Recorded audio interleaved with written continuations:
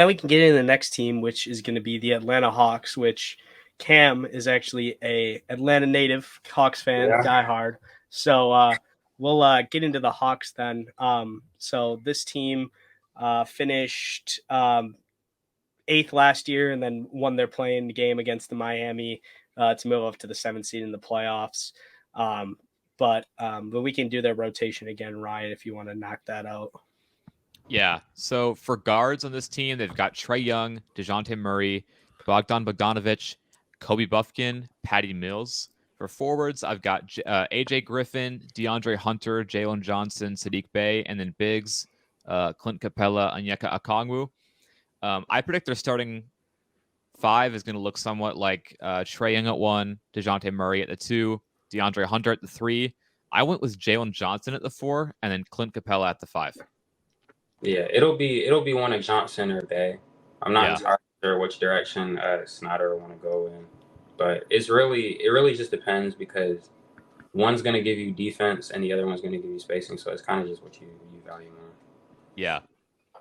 Yeah, I think Jalen Johnson has I would like Jalen Johnson off the bench. I think with the ability for him to handle the ball a little bit as a point forward and play make, could offer some benefits to bringing him off the bench if he can't run with a Trae Young or or a DeJounte Murray, which it would be unlikely that both of them would be off the court when he comes in as off the bench. But if needed, he can definitely provide some playmaking chops.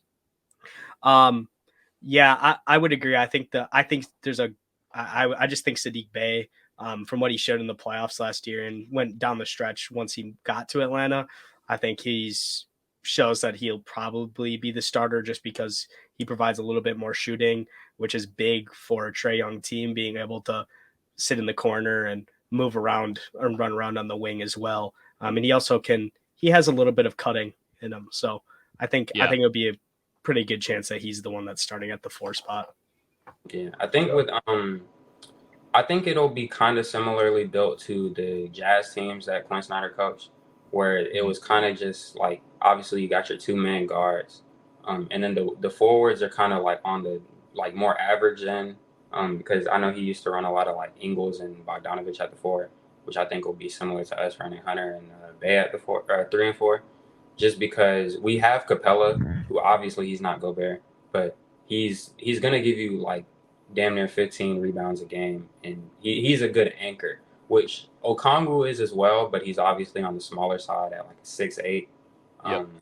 And so because of that, I would prefer to run Jalen Johnson at the four off the bench, just because he's he's kind of average for a power forward, but he's definitely probably the most athletic wing we have on the team, and he can match up with a variety of positions. So I think we'll throw him out there more a lot with Okongwu when we want to switch, and be more, he'll help us definitely defensively, especially next to Okongwu because both of them are really good defenders and can switch to multiple positions. So, and then on top of that, our guard play off the bench is Bogdan Bogdanovic, Kobe Buffkin, and AJ Griffin. Which Kobe might not see that many minutes, but regardless, and none of them are good defenders. Kobe is kind of intriguing because he could be, but I think because he's a rookie and he's kind of slight, he might struggle on that end.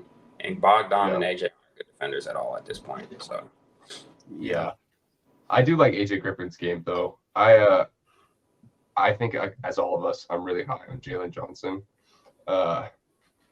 Hawks had a really, really good offense last year, so that it's kind of weird saying that they had a weakness in it, as they were seventh in the league, even though they weren't they were a solid team, but they were middle of the pack, 18th in the league in assist numbers, and again middle of the pack in a lot of the ball movement numbers. So replacing a John Collins with a Jalen Johnson and maybe just trying to get a little more offensive diversity excites me, because I know Trae Young's so good with the ball in his hands, but they need a counter, because the high pick and roll, I've had to deal with it watching Damian Lillard. High pick and roll is the easiest thing to defend in terms of just blitz the ball handler and get it out of his hands. Yeah. And they had Murray last year, but again, you need a tertiary playmaker, and hopefully Johnson can make the make the leap and kind of be that relief guy. Yeah, especially with the high pick and roll, they don't have bigs that can really kill you in multiple ways. Both of their bigs are both like roll bigs with not much outside game. Like they're not going to be able to, be able to work off the mid range at all. Like neither of those guys are doing that. So, but that's where I'm most excited about this team next year with Quinn Snyder coming in, because he's a guy that's shown, like, at least offensively, that he is willing to do variable things. He did a lot of variable things in Utah, using Donovan Mitchell as moving around when he had another playmaker like Joe Ingles. So I think you could definitely see a lot more movement shooting and really getting DeJounte Murray and Trae Young to buy into moving off ball when the other one doesn't have the ball is really the number one thing for this team to be better. Like it was pretty much the biggest weakness on offense. A lot of stagnant staring at each other when the other person had the ball. And having two playmakers at, like, Trae Young is like pretty much like second to Jokic as a one-man offensive engine, honestly, from being able to score at all three levels and the playmaking levels. Like it's honestly like really, it's like generational type offensive stuff. But him just standing and staring at DeJounte Murray when DeJounte has the ball, like it does nothing, because then the guard defender can just stand there. You're not putting any pressure on the defense as a shooter. And he's such a talented shooter that he should be doing more of that. So, and I think that is definitely one thing that'll be a focal point, because I know, even though Nate McMillan said it going into last year and it didn't really happen, Quinn Snyder, as soon as he got here, one of the first things he was talking about was being able to get Trae involved more when he doesn't have the ball, and not even just off ball, but like defensively too. And I saw, just as a Hawks game watcher, like I saw an improvement in at least his effort. It definitely looked like he wanted to try more. And so I think him buying into the offense, DeJounte, I got full faith that he's going to buy into it, because he's just a good locker room guy like that. And Quinn being an accomplished and well-respected coach around the league, especially because he used to coach Donovan Mitchell, and I know Trae and Donovan Mitchell are boys. They was just at runs like the other week. So, like, I think that'll definitely help as far as the team buying in. And then just the shooting in general. Last year, despite what it made, like the roster made look like, we were a bad three-point shooting team. Like we were, I believe we were in the bottom 10 in three-point percentage. But I know after the All-Star break, when Quinn took over, we jumped up and we shot around like 36%, 37% from three, which would have been around top 10 in the league. And I think with moving John Collins and opening up more space in the floor, and then more AJ Griffin minutes, I definitely think the spacing around Trae and DeJounte will improve, which will help the roster a lot. And then even Okongwu, he's shown the willingness to try and expand a little bit more and kind of grow his jump shot. I'm not expecting it to be anything big, but it could help. So, there's something about the willingness to shoot the corner three from a not good shooter that can just opens up the offense. Like even if you're not a great shooter, being willing to shoot. And also he's athletic with the ball. Like he's super athletic. So if he can rein in the ball handling a little bit and show some chops to be able to, if he catches it in the corner, be willing to shoot as well as drive, that can open up the offense a lot as well. Yeah. And there's a difference between being a good shooter and then being a player who's willing to shoot if you get the ball. Because sometimes you just need someone who maybe like a player who doesn't even shoot above 30% from three. Let's say you've got like a pretty bad shooter, someone who the defense can't just completely pretend like they don't exist. I think can help a lot of times with offensive spacing, and then just giving teams as a different look. Because like you've got to see some resemblance of a shot that goes down every once in a while, or else you can't really leverage that positioning. But I think we could see it.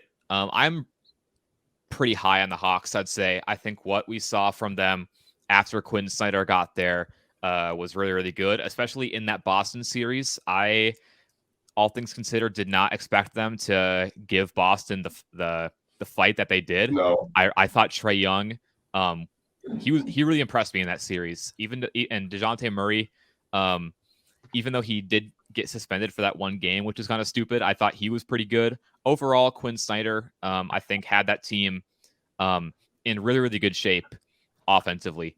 And we'll see about the defense. That's kind of why I think Jalen Johnson could get the starting spot, just to kind of shore up some of that defense next to Capella, and next to other guys in the court that aren't really known for being good defenders. But the Quinn Snyder Hawks, I think that's there to stay. A lot of what we saw from last year. No, I can agree with that for sure. Before we get into our seeding predictions, I wanted to ask Cam, because we see, we were talking about it earlier, that some of the teams don't necessarily need these top young talent. And Atlanta is one of these teams. AJ Griffin, Jalen Johnson, who we've talked about a bunch, and Onyeka Okongwu.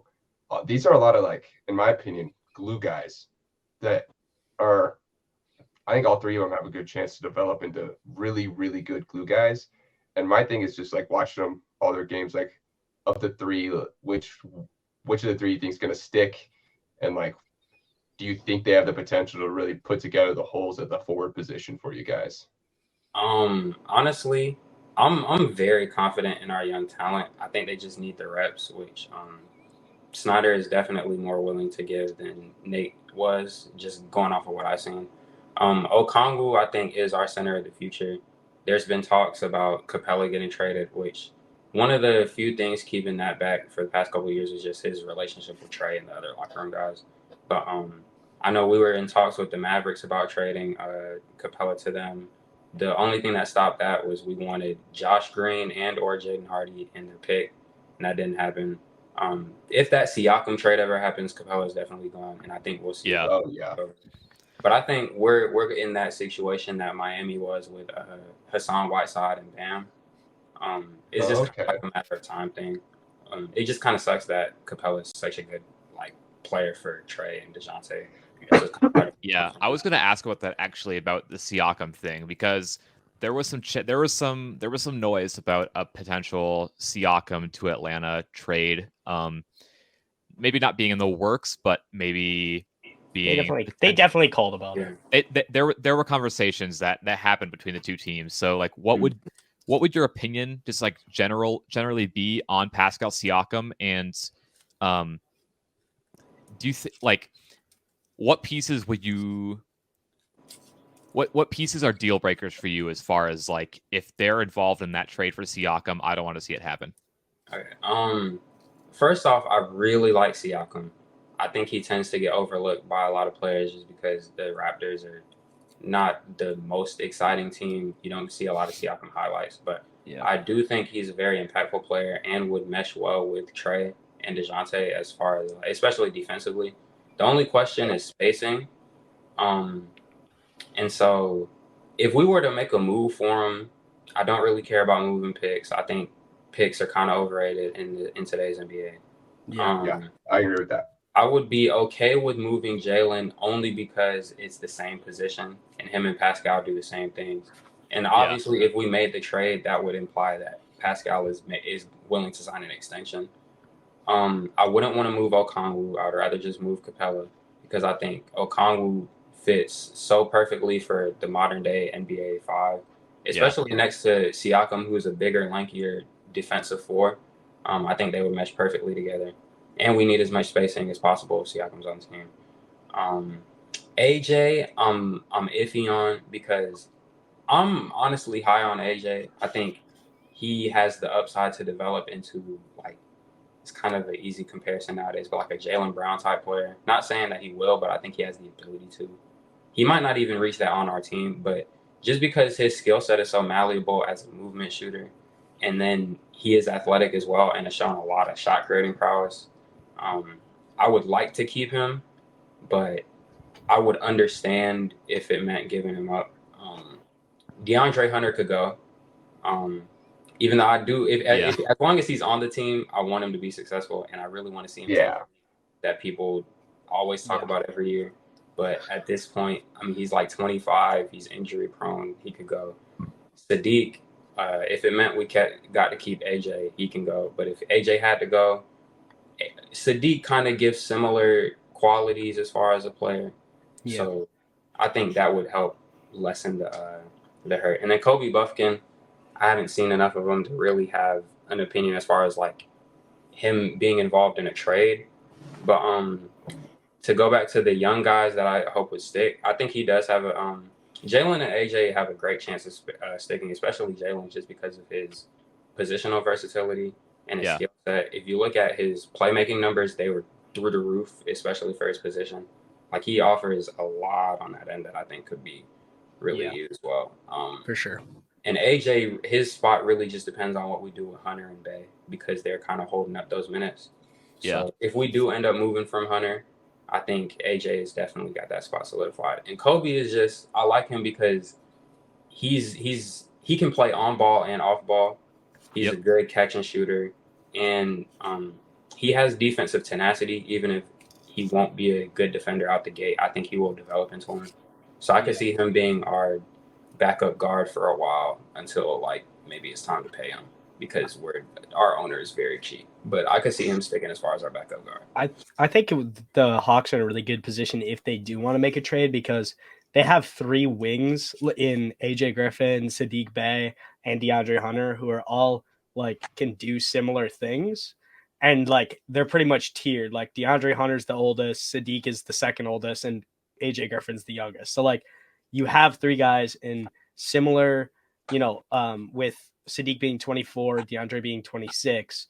It's like you have those 2 guys are in the same age range and they do similar things. So if you lose one of them, you have someone to fill that role right away. So I think that's what's really good about where the Hawks are at. If they want to take another all-in move to acquire another all-star level forward, like in Pascal, because they have guys who can replace the positions that they trade away. So, but yeah, I will say with that, Sadiq Bey is the only one of those names that is on an expiring contract. He's entering restricted free agency this year. Yeah, for sure. DeAndre Hunter is very expensive for what he gives you, honestly. Yeah. So I think DeAndre Hunter would probably have to be involved just for salary reasons. Yeah, he'd definitely be gone. I think the trade probably looks like probably like 3 picks. I think we have Sacramento's pick. It might be next year's draft. We do have 1 or 2 more years that we can 1 or 2 more picks we can use that we didn't give up in the DeJounte trade. And I think we might have one of OKC's trade picks. Mm-hmm. So those and then probably Hunter. It would probably have to be a 3-team with the Mavs. I think that's been the one that's been drawn up the most. So Capella would go to the Mavs. I'm not sure what we would get back. And then if we need to send out more money, I think probably I think the money would probably come from the Mavericks to make up for that. And then we'll probably send out one of AJ or Jalen. Preferably Jalen just because him and Pascal kind of clash skill set wise. Yeah, maybe both. I would hope not both. If it's both, then I'm very iffy on the trade. But okay. I think Clint and DeAndre Hunter salary wise would pretty much make up because Pascal Siakam's making $37 million this year. Oh yeah, that's perfect. Yeah. So that would be perfect. Clint is 18, I believe, and Hunter is 20. So yeah. There you go. And then just one of the young guys. But Toronto is probably going to ask for 2 of the young guys. So. Yeah, for sure. Toronto's stingy. They'll ask for everything, man. Yeah, Masai Ujiri is not fun to work with, I hear. So. You missed out on Shade Sharp, Josh Hart, and a pick. Yeah, I know in the in the earlier trade talks they rejected every time, and I think in one of the counter offers they wanted Okongwu, and we said no. Yeah, no. I think I'm super high on Okongwu. Yeah, I am too. I think he can be really great. If you look at his numbers as well, and even just eye test wise, like he's a very good rim protector. I know Jeff knows because every time we play the Bucks, he shuts down Giannis for whatever reason. It's one of the best Giannis in the league. Onyeka literally is the best Giannis defender in the NBA. I swear to God, Jabari Smith Jr. last year and Bam just absolutely worked us. I don't know. I was shocked seeing Jabari Smith Jr. last year full court press Giannis. I've never seen that. Dude, that game. That game was at the end of a really big losing streak. We were in a really bad time in December. like injuries were piling up, and that game was at the end of it, and I was like, this season is just like done. And then we won like 17 games in a row after that. So, but yeah, I think Onyeka, I don't think you would want to move him. I think you would rather definitely keep him because he can fill. I don't think he's as great of a rebounder as Clint, but he can fill almost every role that Clint Capella is offering you on the court. And Pascal's a good rebounder as well. So when you're adding that, you kind of have to think of the Hawks could be one of those teams where it's like they have their 2 front court guys in Pascal and Onyeka. If that were to happen, both those guys are averaging like 7 to 8 rebounds each. Like that's good, you know? Yeah. The only question at that point is the shooting, but you would have that anyways if you gave up on Onyeka. So. Yeah, for sure. I think Onyeka is going to be like special on the defensive end. I think he already is, and I think once he actually gets that starting role, I think he'll even be better. I can't wait. I can't wait. I'm super high on him on the defensive end. I think everyone is, but I think he can unlock a lot of things for the Hawks. They just got to invest in him. And he fits Trey and DeJounte's play styles perfectly. He's super versatile on both ends of the floor. I think he's definitely one of the untouchable pieces. Yeah. And also with Onyeka, he's way faster and like laterally than Clint. So he would fit that offense even better because they would be able to open up so much in the transition game, pushing the ball down the court really early. So, yeah. For the seating wise, pretty sure we pretty much covered every single player in detail on this roster. So for seating wise, I'm pretty high on them. I think this team could finish anywhere from the fourth to the 7th seed. I think that speaks more to the depth of the conference than the Hawks themselves. But I definitely see them. I think this team struggled a lot last year. They had so many trip problems getting consistent offensive play going. And it was Trae Young's like worst efficiency year of his career. I don't see that happening again. So I think this team could definitely improve to be a little bit better. They finished 41-41 last year exactly. So I think I could definitely see a 5 to 6 win improvement this year. And probably in the 5 or 6 seed is probably where I would land them. I've got them at a similar range. I think they could finish anywhere from maybe even 4th to probably like 7th or 8th. But I predict them to be at 6. I think they'll be better than the Knicks. I think they'll be better than like the Nets and the Pacers and everybody around them. And depending on what happens with James Harden and Philly, which they're about to like collapse at any second, it feels like. I think the Hawks could be better than the Sixers. Maybe even the Cavs. I just, we'll see. I feel like I'm pretty high on them as well, Jeff. Yeah. For me, I think they're actually one of the more polarizing teams. I think they could finish anywhere from 3 to 8 because, like we said, Philly, we don't know that could implode at any time. It's in the middle of it, and also Miami. I haven't liked the offseason moves Miami has made, and if the Damian Lillard move doesn't happen early, say it happens trade deadline, or even it doesn't happen this year, I don't know. Like we'll get into it, but I don't know if they can tread water. Like I'm not so hot. I don't have faith in them. So then it's really like Cleveland, New York, Brooklyn, Miami. I think Atlanta can finish over all of them in the seeding. I think they can be a really good team. If I had to predict though, I'd say 4 or 5. Y'all making me happy, bro. I tell other folks I think we finished in like 4th seed, and it's you're biased. You're an Atlanta fan, but I genuinely think we could finish anywhere between like 3 and 8.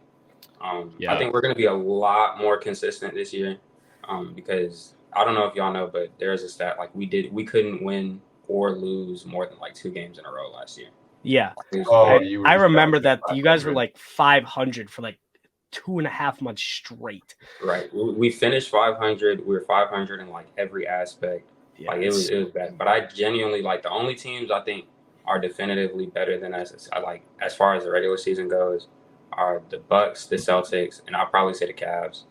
The Heat, again, it just depends on the Dame stuff, but like you said, we'll get to that. And then, of course, Philly with the James Harden stuff, there's no telling. So I think we could finish as high as 3. I got us just to be a little bit realistic, like 4th or 5th.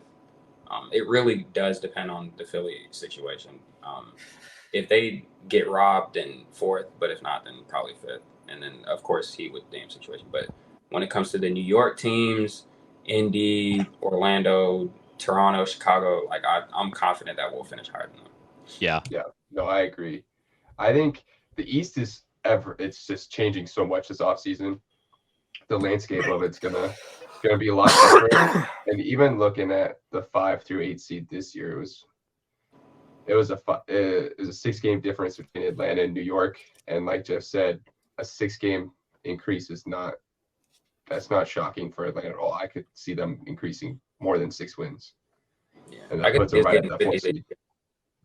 Yeah, I think they What could was be close to a 50-win team. I could see us getting 50 wins this year. We got 40 last year, so 9-game win. Yeah, I can see that. Yeah, I think a lot of the reason that people are so like low on the Hawks is because the conversation around Trae Young has just gotten so weird that it's a people nasty dialogue, It's man. bad, bro. It's He's the best point guard in the East, by the way. Clear cut, no questions asked, bro. It's And actually insane. I love Tyrese Halliburton. Like he's one of like I don't want to say one of my favorite players, but he's one of my favorite personalities in the league. Yeah. I really like the Indiana Pacers team as a whole. I have no reason to hate Tyrese Halliburton. But when it comes to any conversations with Halliburton and Trae, it's a clear answer, and it's not the motherfucking Indiana. Yeah, no, it's not an argument right now. Trae is leaps and bounds better. Trae's one of those players where I don't even know how it happened in the media, but people It's because just of the don't New like York it. stuff, man. But that was dope. Why don't people like because of the Billings? Heat? Because of the Heat series. It's because that was a bad series. Oh, that's honestly, you got. That's when it all started. It's like the Heat figured out Trae Young for one series, and then after that, everybody labeled Trae as a playoff dropper, even though the year before that he led his team to the Eastern Conference Finals. But yeah, that Heat series did like irreparable damages to the Trae Young brand, in that like it's gotten so bad around him. Like I don't want to call people out, but like Through the Wire did their top 10 point guards list, and motherfuckers were having him off the list. Like I was wait, I didn't watch that. I'm dead serious. It was like, what am I watching? It's like, and I love Through the Wire, and I even know like Pierre is a huge, or not a huge Trae fan, but he messes with Trae, so it was really surprising to see like they. We all love Through the Wire too, and I just thought, it was weird. I just think it's people fall. I even did it when we were making our centers list. When making the list, I fell into the Sabonis can't defend mindset, and then like relooking at this, like, what am I doing? Yeah. Who cares if Trae Young can't defend? He's so good offensively that it shouldn't matter. And it's like I think people are just so focused on his deficiencies that they don't notice he's top 3 offensive engine in the league. I'm gonna be honest. I was dying laughing when I got that message from you, Matthias. You just go, I was looking at my list again. How did I have Sabonis at like 8? I was like, I started watching the film and I was like, what am I doing? I blame it on the cover, man. I wasn't prepared. Yeah. I think one thing with Trae too is he's always kind of had that weird perception around him in the media as far as being like overrated. Like of course y'all probably seen the clip where he's getting overrated in Chance High School. But even at Oklahoma, there was a lot of questions on whether his play style would translate. A lot of Jimmer Fredette comparisons. Obviously, he sucked in summer league. That didn't help. And since then, it's kind of just been like up and down, whether or not he's been like the underdog or villain. So it's kind of just, and like you said, the Miami Heat series is really what killed it because his numbers were terrible. And then, of course, in hindsight, when you look at the 2021 run, his efficiency on paper didn't look good at all. And he had the game 2 against the Bucks somehow makes people forget about the game 1 against the Bucks. So it's kind of just like if Giannis and Trae didn't get hurt at the same time, there's a good chance that the Hawks make the finals that year. I'm glad you said. I agree. I didn't say if Trae didn't get hurt for those 2 games when Giannis was also out, like the reason we beat them those games that Giannis was out and those because Trae came back before Giannis. Giannis missed the rest of the series, but Trae being hurt led and Giannis being out, like the Hawks, that I think there was a 1 or 2 game overlap where they were both out. Like the Hawks looked completely lost on offense during those games. We did. I think we won the game that he was out. Yeah. But when he came back, his ankle was like bad. And Yeah, so he was really literally just spotted. He was literally sitting in the corner. Like you yeah, couldn't. it was weird. Yeah. So, it could have been bad, but yeah.